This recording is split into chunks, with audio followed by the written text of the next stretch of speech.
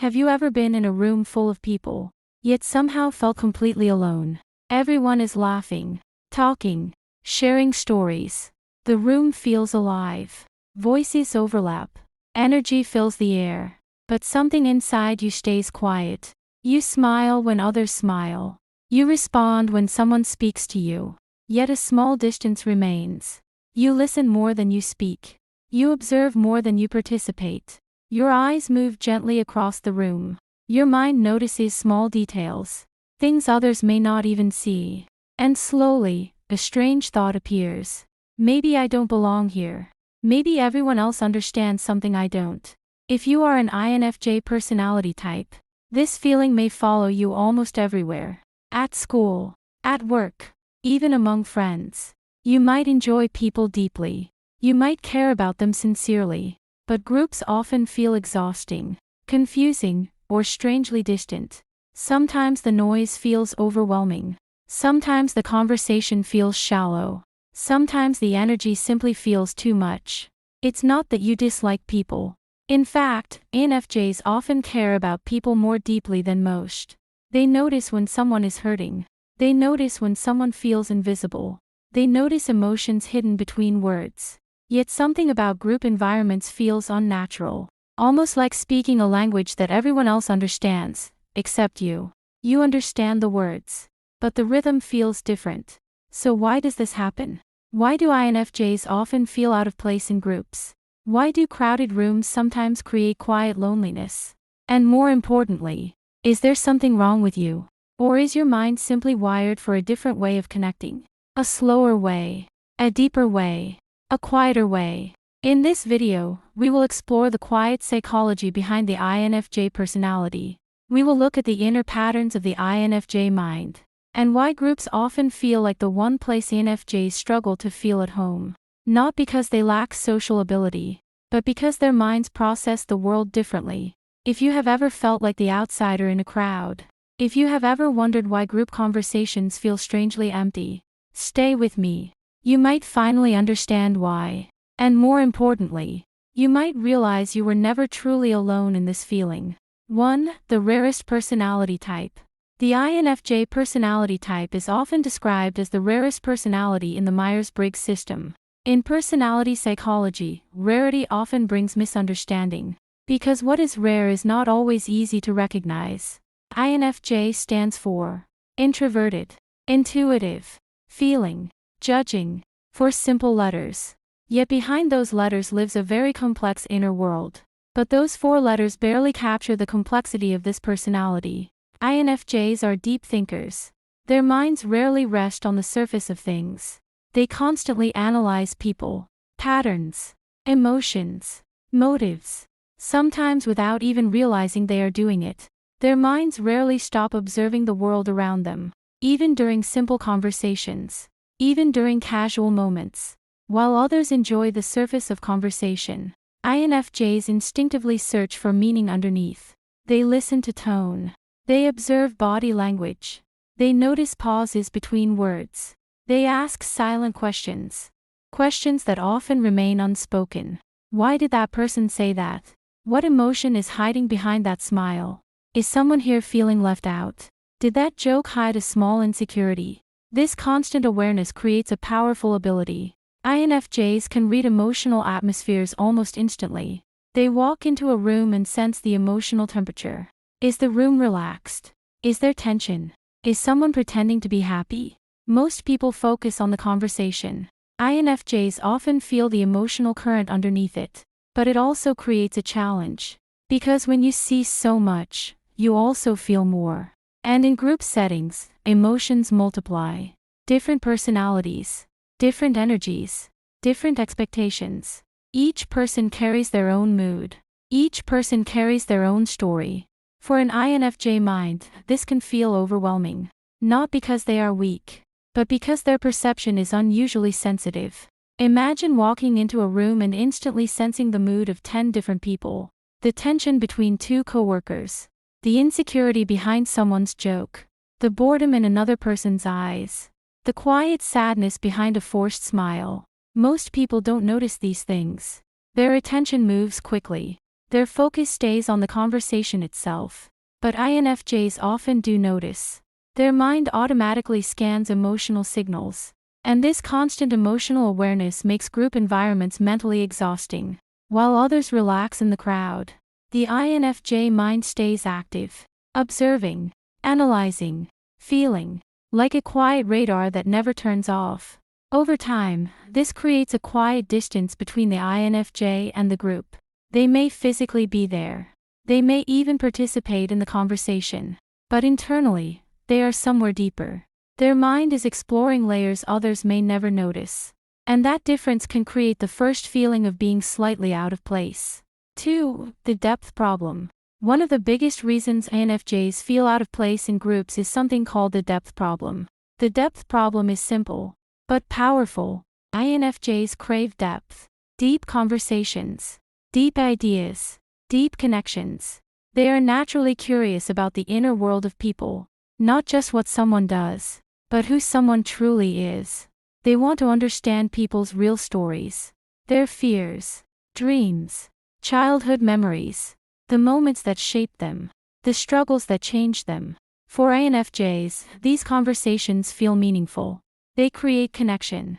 They create understanding. But most group conversations rarely go that deep. Group discussions often stay on the surface. Small talk, quick jokes, light opinions, comments about work, comments about weather, stories about something funny that happened yesterday. Nothing wrong with that. In fact, surface conversation helps many people feel comfortable. It keeps the atmosphere light. But for INFJs, it can feel strangely empty, like something important is missing. Imagine being hungry for a full meal, but only being offered snacks. You can taste them, but they never fully satisfy you. Over time, the INFJ mind starts to withdraw. Not dramatically, not noticeably, just quietly. They listen politely. They nod. They smile at the right moments. But inside, their mind slowly drifts away. Because their brain naturally searches for meaning. And when meaning isn't present, their attention fades. Not because they are rude, but because their curiosity is not being fed. This is why INFJs often thrive in one-on-one conversations. With one person, depth becomes possible. The pace slows down. The conversation becomes personal. Silence becomes comfortable. Real thoughts emerge. People open up. Stories unfold. But in a group, conversations move too quickly. Topics change every few seconds.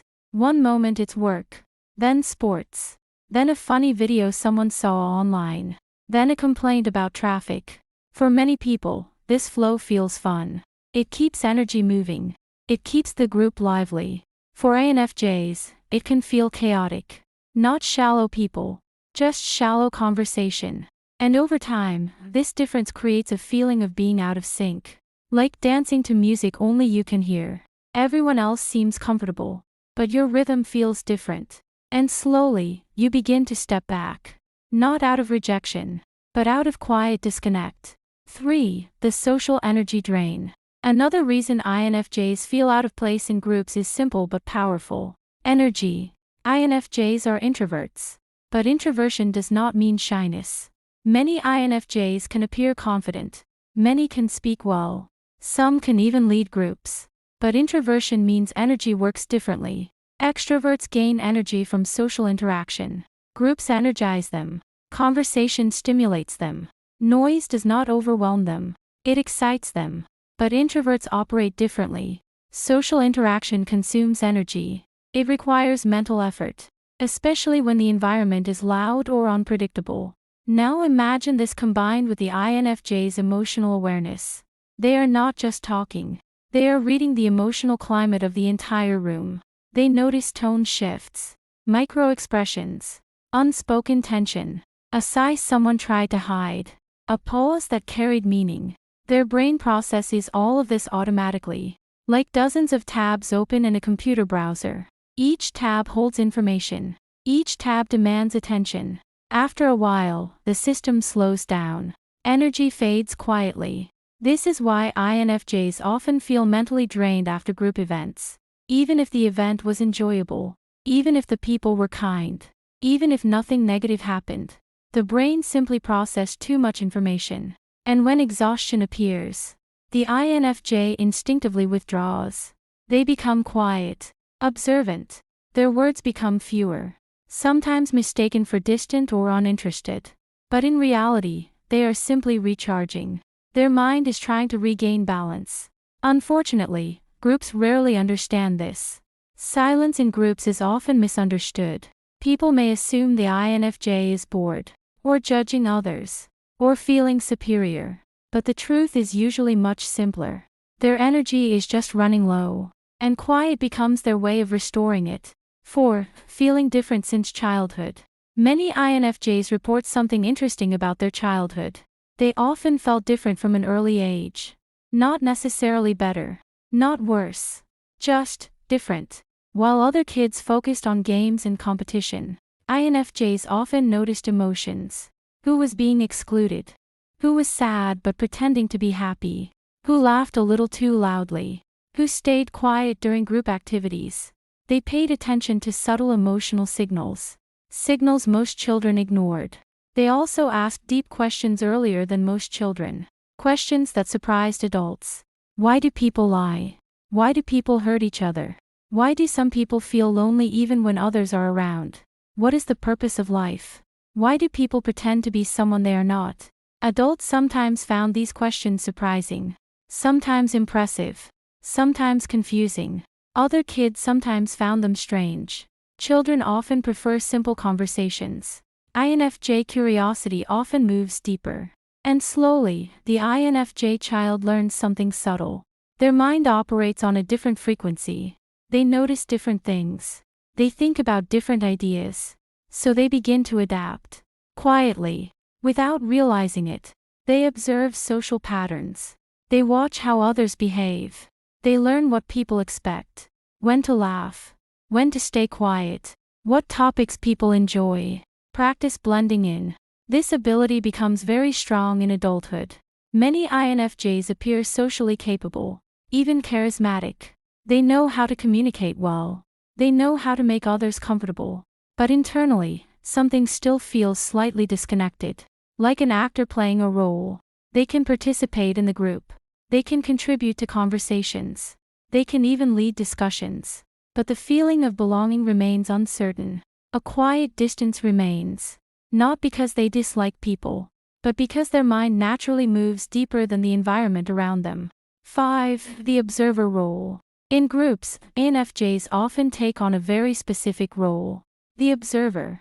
It happens naturally, without planning, without intention.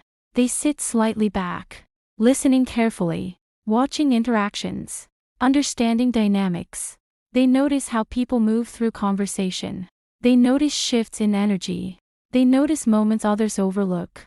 They often notice who dominates the conversation, who interrupts others, who tells stories the longest. They notice who quietly wants to speak but doesn't get the chance. The person who raises their hand slightly, then lowers it again. This perspective can be incredibly insightful. INFJs often understand group psychology better than many participants inside the group. They can see patterns of behavior. They can see emotional currents moving through the room. They understand tensions before they are spoken. But this observer position also creates distance. Observers stand outside the experience. Participants stand inside it. Observers analyze. Participants simply react.